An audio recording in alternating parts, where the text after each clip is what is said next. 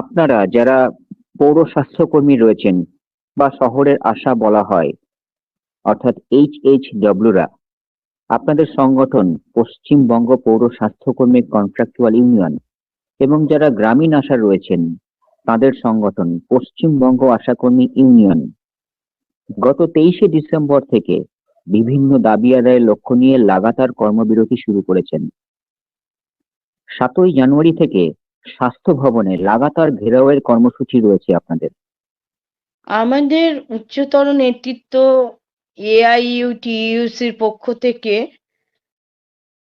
স্বাস্থ্য ভবন এবং সুডা দুটো জায়গাতেই গিয়েছিলেন যে ওনারা যাতে আমাদের সঙ্গে আলোচনায় বসেন।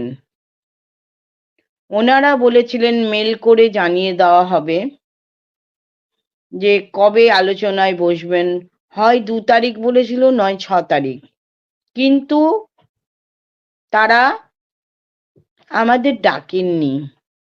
আমাদেরকে তারা মানে আমাদের যে দাবি দাওয়া নিয়ে আমরা আলোচনা করছি সেটাও তারা শোনেননি। শুধুমাত্র একটা দাবি, সেটা নিয়ে ওনারা বলেছিলেন যে মৃত্যুকালীন যে টাকাটা আমরা পরিবারকে দিতে বলছি সেইটা মানে সেই বিষয়টা একটু টাচ করে গিয়েছিলেন, কিন্তু বাকি কোনো বিষয় টাচ করেননি। আমরা ভীষণ রকম হতাশ এবং এই হতাশার থেকেই আমাদের আরো বেশি কর্মবিরতির দিকে আমরা এগিয়ে যাচ্ছি।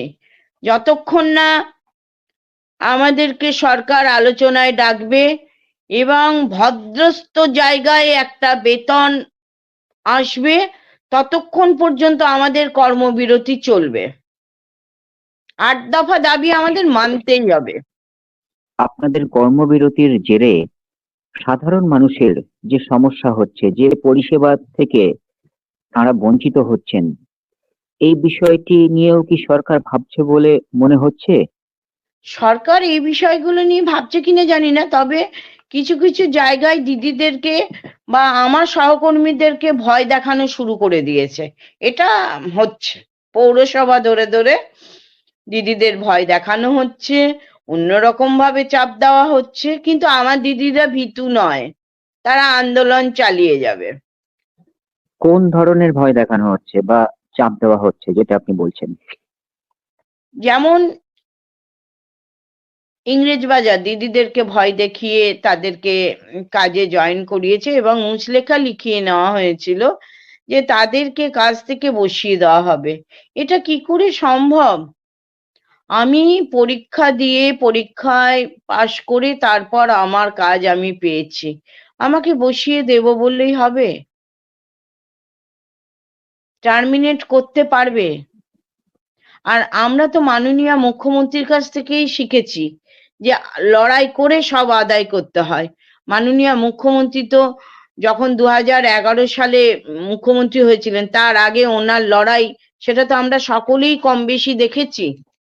আমরা তো সেরকমই প্রত্যাশা করি যে আমাদের দাবিও তারা মানবে। শুধু কি ইংরেজবাজার পুরসভা, নাকি আর না অন্য না, কোথাও হচ্ছে? কিছু কিছু পৌরসভা একদম মেয়েদেরকে শাসাচ্ছে, আন্দোলনে সামিল হবে না। আবার আরেকটা চালাকি করছে, কালকে ডিউটিটা করে দাও তারপর আন্দোলনটা করবে। অনেক রকম ভাবে যারা ভীষণ রকম হাই প্রোফাইল বেতন পায় তারাই এই চালাকিগুলো করছে। তারাই এই মেয়েদেরকে, এরা 5,250 টাকা মাত্র, তার সেই টাকার বিনিময়ে যারা কাজ করে তাদেরকেই বোকা বানিয়ে তাদেরকে দিয়ে কাজ করিয়ে নিতে চাইছে। আমার দিদিরা আর বোকা নয়। এই যে কর্মবিরতিতে সামিল হচ্ছেন রাজ্যের বিভিন্ন প্রান্তের আশাকর্মীরা, তারা তো ভালোভাবেই জানেন কর্মবিরতিতে রয়েছেন, অর্থাৎ তারা যেটুকু টাকা পাবেন প্রতি মাসের হিসাবে সেই টাকাও তারা হয়তো পাবেন না। অবশ্যই আমাদের এটা নিয়ে কালকের বুধবার নিয়ে আমাদের 3 সপ্তাহ হয়ে যাচ্ছে। আমাদের যে ইনসেনটিভ মানে 2 সপ্তাহ বাদ গেলে পরে সেটার টাকা পাওয়া যায় না, কিন্তু আমরা তো ইচ্ছাকৃত কাজটা বন্ধ রাখছি না। আমাদের সঙ্গে সরকার আলোচনায় বসে গেলেই এবং ফলপ্রসূ একটা আলোচনা হলেই তো আমরা কাজে জয়েন করতাম। কিন্তু আমাদের সঙ্গে তো সেই আলোচনাটাই হয়নি। আমরা জানি প্রচুর অসুবিধা হচ্ছে অনেক কিছু, এবং অনেক দিদিদের ফিনান্সিয়াল দিকটাও খুব দুর্বল। তারা এই টাকাটার উপরে অনেকটা নির্ভর করে থাকে, বা আমার পরিবারও নির্ভর থাকে। কিন্তু আমাদের উপায় নেই, আমাদের করতে হবে। আমরা মানে আমি কিভাবে বলবো, আমার দিদিরা ভীষণ অসহায়, পয়সা কড়ির দিকটাতে ভীষণ রকম অসহায়। 4 মাসের ইনসেনটিভ পেতাম, 2 মাসে ঢোকানো হয়েছে, তাও অনেক জায়গায় দেয়নি। এখনো পর্যন্ত মুর্শিদাবাদ জেলা তারা ইনসেনটিভ পায়নি, তাদের গত মাসের ভাতা ঢোকায়নি। এরকম ভাবে অনেক জায়গাতে হচ্ছে, তবুও আমরা ভয় পাচ্ছি না। এমন ভাবে অপমান করছে, মেয়েদেরকে বলছে মানে উম, কাজে না জয়েন করলে পরে মানে অন্যরকম ভাবে টর্চার করবে, এরকমও ইঙ্গিত আসছে। কিন্তু তবু আমার দিদিরা ভয় পায়নি, আমার দিদিরা লড়ে যাচ্ছে। শেষবার আপনাদের বেতন, আপনাদের এবং যারা গ্রামীণ আশা আছেন, মাত্র 750 টাকা করে বৃদ্ধি করা হয়েছিল। একদম এবারও যদি খুব সামান্য পরিমাণে বৃদ্ধি করা হয়, আপনারা কি মেনে নেবেন? না, একদম না, একদম না। ওই জন্যই তো বারবার বলছি, একটা ভদ্রস্থ বেতনের জায়গায় আমাদেরকে নিয়ে যাওয়া হোক। কারণ ওই বুড়ি ছোঁয়ার মতন একটা রামসাম ছুঁয়ে দিয়ে আর যদি ভাবেন যে আমরা কর্মবিরতি তুলে নেবো, ভুল ধারণা, আমরা তুলবো না। এই যে ইনস্টিটিউশনাল ডেলিভারি যে বিষয়টিকে গুরুত্ব দেওয়া হয়েছে, আপনাদের কর্মবিরতির জেরে এমনও ঘটছে ইনস্টিটিউশনাল ডেলিভারির যে বিষয়টি তা ব্যাঘাতপ্রাপ্ত হচ্ছে, বাড়িতে প্রসব হচ্ছে অথবা রাস্তায় হয়ে যাচ্ছে। একদম একদম এটা তো একটা খুব গুরুতর সমস্যা, যে শিশু জন্মাচ্ছে, সেই শিশু এবং যে প্রসূতি মা, উভয়ের ক্ষেত্রেই তো সমস্যা হতে পারে। এই একদম। বিষয়টি নিয়ে কি কারণ বলবেন? কারণ আমরা সেই পরিবারকে একদম এএনএম বা হসপিটাল কিভাবে যাবে সেই জায়গাটাও আমরা কিন্তু বলে দিচ্ছি, যে আমরা সেই মাকে হসপিটাল পৌঁছানোর রাস্তা বলে দিচ্ছি। হসপিটালগুলো মানে এখানে একটা বলার দরকার আছে, হসপিটালও অনেক সময় সেই মাকে কোনো রকম একটা দায়সারা ভাবে দেখে নিয়ে তাকে বাড়ি পাঠিয়ে দেয়, সে বাড়িতে এসেই আবার প্রসবটা হয়ে যাচ্ছে। হ্যাঁ, এটা হসপিটালেরও খানিকটা দায়বদ্ধতা আছে, কারণ তারা উম মানে মাকে দেখলো কি দেখলো না, দেখে বলবে যে হওয়ার সময় হয়নি, এবং সেই মায়েরাই যখন বাড়ি চলে আসছে রাস্তাতে প্রসব হয়ে যাচ্ছে বা বাড়িতে এসে প্রসব হয়ে যাচ্ছে। তার দায়িত্ব গভর্নমেন্টকে নিতে হবে। আমরা আমরা কেন নেব? কারণ আমি তো সেই মাকে পুরো হাসপাতাল কিভাবে যেতে হবে সেটাও বলে দিচ্ছি, এমনকি 102 এর গাড়ি কিভাবে বুক করতে হবে সবকিছু। শুধুমাত্র আমরা সঙ্গে যাচ্ছি না, তাছাড়া সবটাই আমরা আমরা সেই জায়গাটা মানবিক। 7ই জানুয়ারি থেকে স্বাস্থ্য ভবনে লাগাতার ঘেরাওয়ের কর্মসূচি রয়েছে আপনাদের সংগঠনের এবং গ্রামীণ আশাদের সংগঠনের। আমরা কিন্তু একদম মানসিকভাবে ভীষণ রকম প্রস্তুত।